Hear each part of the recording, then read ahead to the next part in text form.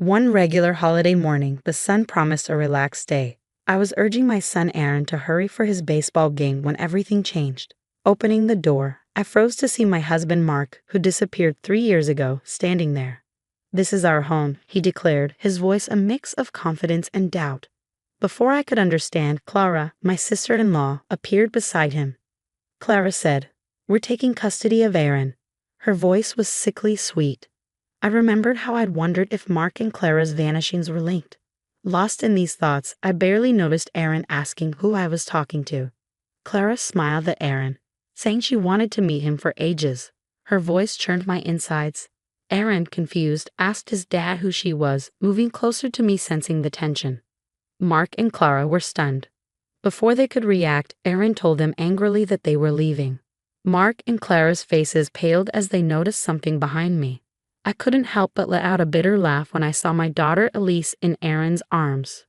Mark looked shocked, his eyes shifting between Elise and me, along with Clara. 3 years ago, you left without a word," I said, my voice steady despite my heart's chaos. I was left alone to pick up the pieces, to raise Aaron, and to face an unexpected pregnancy. I paused, letting my words sink in. Clara's eyes narrowed, but I continued. "I'm not the same person you abandoned. I fought hard to build a life for my children and me, and I won't let you waltz back in to destroy that." Their faces showed shock, disbelief, and briefly, guilt. But it was too late for guilt. The wounds they inflicted were deep. "Please leave," I said firmly. "You have no right to be here." Mark opened his mouth, likely to say something, but I didn't want to hear it. I closed the door on them, on the past they represented. Turning back to my children, Aaron looked at me with newfound respect, and Elise was blissfully unaware of the storm that had just passed. Taking a deep breath to steady my racing heart, I knew this was just the beginning. The battle lines were drawn, and I was ready to fight for my family's future. In the days following Mark and Clara's unwelcome visit, I was swept up in a whirlwind of emotions and memories, a tidal wave threatening to drown me. I found myself reliving the dark days after Mark disappeared, the sleepless nights filled with worry, the countless hours questioning what I could have done differently. Aaron had struggled the most. Once cheerful and outgoing, he became sullen and withdrawn, his bright eyes dimming. I remembered the dinners he pushed away, the school events he begged to skip, and the cold, distant looks that replaced his warm smiles. It tore at my heart. As I dwelled on these memories, Elisa's innocent laughter filled the house, a stark contrast to the turmoil inside me. She was my unexpected blessing, a light in the darkness of Mark's betrayal. Her birth marked a turning point for me, a moment of profound strength and vulnerability. One evening, as I tucked Aaron into bed, he asked me with serious eyes, "Mom, why did Dad leave us? Did we do something wrong?" His question hit me hard. "No, honey, you did nothing wrong. Sometimes adults make choices that don't make sense, and it's not because of anything you did." But why did he come back with Aunt Clara?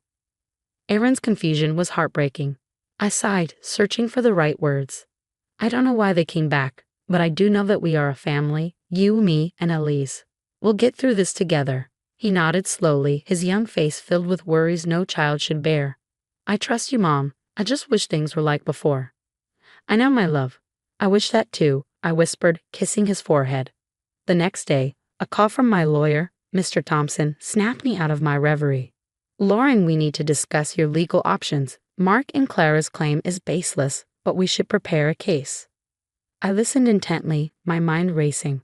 This was my chance to fight back, to ensure that Mark and Clara couldn't hurt us anymore. "Let's do it," I said firmly.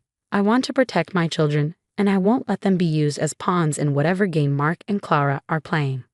Mr. Thompson's voice was reassuring. "You're making the right decision. I'll start preparing the documents. We'll show them that they can't just walk over you." As I hung up, a sense of determination settled over me. Mark and Clara had underestimated me, thinking I would crumble under their pressure, but they were wrong. I was stronger now, tempered by the trials I had faced. Watching Aaron playing with Elise, I knew I would do whatever it took to keep them safe. This was no longer just about revenge, it was about justice for my children and me. Mark and Clara had awakened a fierce protectiveness in me, and I was ready to fight back with everything I had. As the days turned into weeks, my resolve hardened like steel. I was prepared for the legal battle ahead, But nothing could have prepared me for the emotional battle that followed. Mark and Clara, like vultures circling their prey, began their campaign to wear me down. One afternoon, as I collected Aaron from school, I found them waiting, a dark cloud on a sunny day. Clara's voice was sickeningly sweet as she greeted Aaron. "Hi, sweetie. We've missed you so much." Aaron clung to my hand tense. "Why are you here?" he asked, barely above a whisper. Mark stepped forward with feigned concern. "We just wanted to see you, son. We're your family too, you know." I felt anger surge within me. "You lost the right to call yourselves family when you abandoned him," I snapped, pulling Aaron closer. Clara's facade slipped, her eyes narrowing. "Lauren, you can't keep him from us. We have rights," Clara insisted. "You have no rights here," I retorted coldly. "You both made your choice 3 years ago. Now live with it." Mark's face twisted in anger. "You think you're so perfect, Lauren. You're just a bitter woman who couldn't keep her husband happy." I felt Aaron's grip tighten on my hand, his body shaking. "Let go, Aaron," I said, turning to leave, but Clara wasn't finished. "You'll regret this, Lauren. We'll get what we want. We always do," she threatened. Their words echoed in my ears as we walked away, but I refused to show fear. I had to be strong for Aaron and Elise. That night, their threats haunted me. The thought of losing Aaron to them was unbearable. I couldn't let it happen. I had to be smarter, stronger. The next day, I met with Mr. Thompson, my determination like a shield around me. "I want full custody of Aaron, and I want Mark and Clara to have no hesitation rights," I stated firmly. Mr. Thompson nodded. "It's going to be a tough battle, but I believe we can win this. You're a good mother, Lauren. The court will see that." As the legal preparations progressed, I found an unexpected ally in my own home, Aaron. One evening, he approached me with a serious expression. "Mom, I want to tell the judge that I want to stay with you. Dad and Aunt Clara, they're not my family, not really." Tears welled in my eyes as I hugged him tightly. "Thank you, Aaron. That means more to me than you'll ever know." The day of the court hearing arrived like a storm on the horizon. I walked into the courtroom with Aaron by my side, ready to fight for our future. As the proceedings began, Clara tried to play the doting aunt, her words insincere. Mark acted repentant, but his eyes were cold and calculating. When Aaron spoke, his voice was clear and unwavering. "I want to stay with my mom. She's been there for me when no one else was." The judge's decision was like a ray of sunlight through the clouds. Full custody granted to me with no hesitation rights for Mark and Clara. As we left the courtroom, Mark's face was filled with rage, and Clara's eyes burned with malice. But it didn't matter. We had won, Aaron and I together. The victory in court brought a temporary sense of peace, but it was short-lived. Mark and Clara, like wounded animals, became more desperate and dangerous in their tactics. They started spreading lies and rumors about me in our community, a psychological warfare I hadn't anticipated. One evening, Aaron came home from school, eyes brimming with tears. "Mom, kids at school are saying you stole me from Dad, that you're keeping me away from him because you're mean." My heart broke at his words. "Aaron, you know that's not true. Everything I've done to protect you and Elise." He nodded, but doubt lingered in his eyes. "I know, Mom, but it's hard. They don't understand." I hugged him, feeling his body tremble. "I know it's hard, sweetheart, but we'll get through this. We're stronger than their lies." As days passed, the rumors grew more vicious. Clara's cunning with words turned my world upside down. I knew I had to fight back, but I was wary of stooping to their level. Then one day, Mark showed up at my workplace, a facade of remorse on his face. "Lauren, can't we just talk about this for Aaron's sake?" His words felt like poison. "There's nothing to talk about, Mark. You made your choice. Now live with it." He grabbed my arm, his grip tight. "You're ruining my life, Lauren. You and that kid." I pulled away, my voice steady. "No, Mark, you did that all by yourself." As I walked away, his parting words sent a chill down my spine. "This isn't over, Lauren. I won't give up that easily." The legal victory had given me custody of Aaron, but it hadn't ended the war. Mark and Clara were relentless, and I could see the toll it was taking on Aaron. He was caught in the middle of a battle he didn't understand, torn between his biological father and the mother who had never left his side. One night, Aaron came to me, his face conflicted. "Mom, what if Dad changes? What if he wants to be a real dad?" His words hit me hard. Aaron, I know he's your dad, and it's normal to hope for that. But we have to see people for who they are, not who we want them to be. Aaron was silent for a moment, then looked up at me with clear eyes. I know, I just wish things were different. I held him close, whispering, I do too, Aaron. I do too. Despite the ongoing battle, I had to ensure that Aaron and Alice remained my priority. They were my strength, the reason I fought so hard, and I would do anything to protect them, to give them what they needed. The relentless harassment campaign by Mark and Clara took a darker turn, evolving into outright harassment. They seemed to be everywhere, outside my workplace, near Aaron's school, always lurking, always watching. It was a psychological siege, and I felt its weight every day. But I refused to be intimidated. It was time to hit back, to make them realize they couldn't trample over our lives without consequences. I scheduled a meeting with Mr. Thompson, my resolve unwavering. Mr. Thompson, it's time we take more aggressive legal action. I want to file for a restraining order against Mark and Clara, and I want to sue them for harassment and defamation, I declared. Mr. Thompson nodded in agreement. I think that's a wise decision, Lauren. Their behavior is unacceptable, and it's time they face the legal repercussions. The legal proceedings were grueling, but I stood firm. In court, Mark played the victim, a man wronged by his vindictive ex-wife. Clara, ever the actress, wept about being denied the chance to be a part of her nephew's life. But their performance couldn't mask the truth. The judge saw through their facade and granted the restraining order. Additionally, they were ordered to pay damages for their defamatory actions. As we left the courtroom, Mark's face was filled with fury, while Clara's eyes burned with unspoken threats. But this time, I wasn't afraid. I had the law on my side. Their defeat in court, however, did little to quench their vendetta. If anything, it seemed to fuel their spite. One day, I received a chilling phone call from Mark. You think you've won, Lauren? You think you can just destroy my life and walk away? I'll make sure you regret this, he hissed through the phone. I clenched my jaw, fighting back the fear his words invoked. You brought this on yourself, Mark. I'm just protecting my family. You haven't seen the last of me, Lauren. This isn't over, he spat before hanging up. His threat hung in the air like a toxic cloud, but I wouldn't let it break me. I had Aaron and Alice to think about.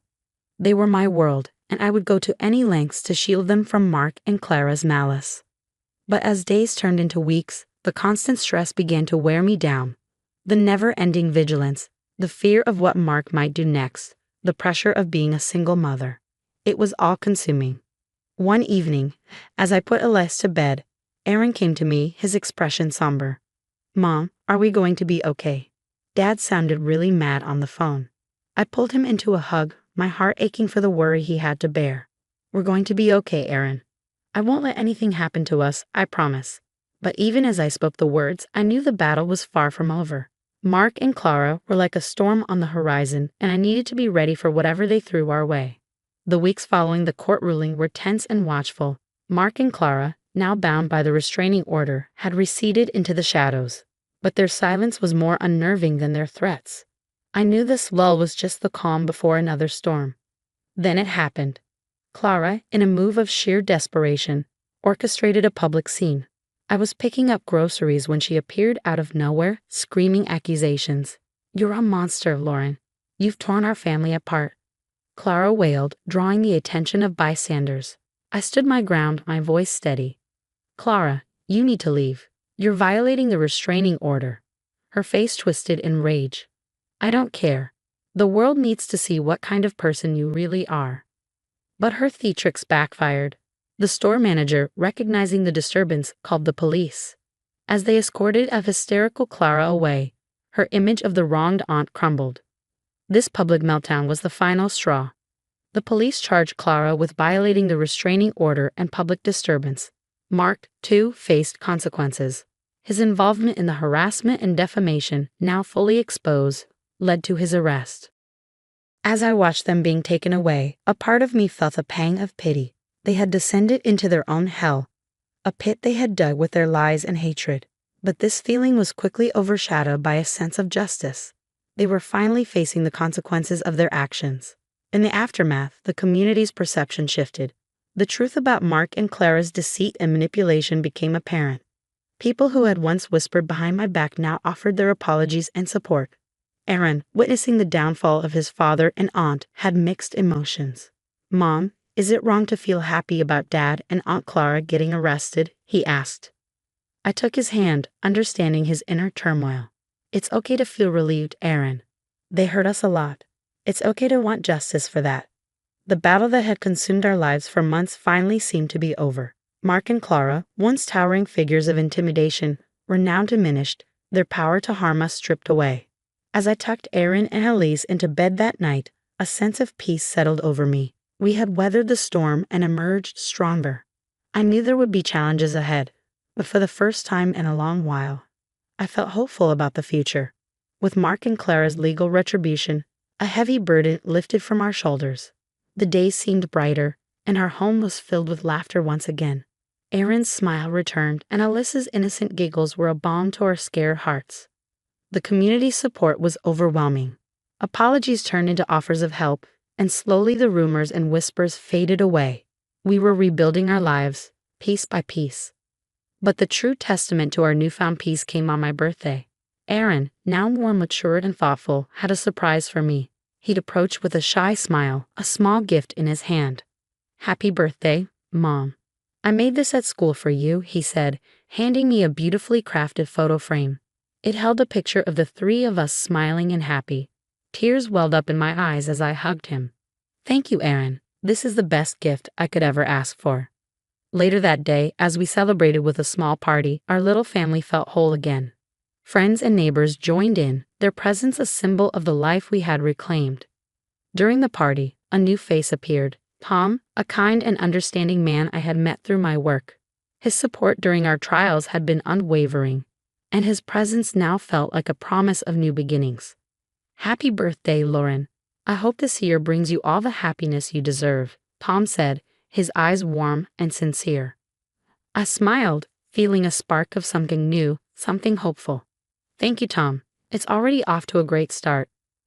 As the party wound down, Aaron came up to me, a serious look on his face. "Mom, I've been thinking, maybe it's okay to start new things to be happy again." I knelt down to meet his gaze.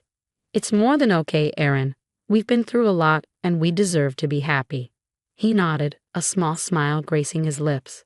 "I like Tom. He's nice, and I think he makes you happy." I hugged him, my heart full. "He does, Aaron, and I'm glad you like him." That night, as I put Aaron and Alyssa to bed, I felt a sense of contentment I hadn't known in years. We had faced our demons and emerged victorious. Our future was ours to shape, and it looked bright and full of promise. Life had thrown us into turbulent waters, but we had learned to navigate the storm. Now it was time to enjoy the calm, to embrace the new dawn that awaited us.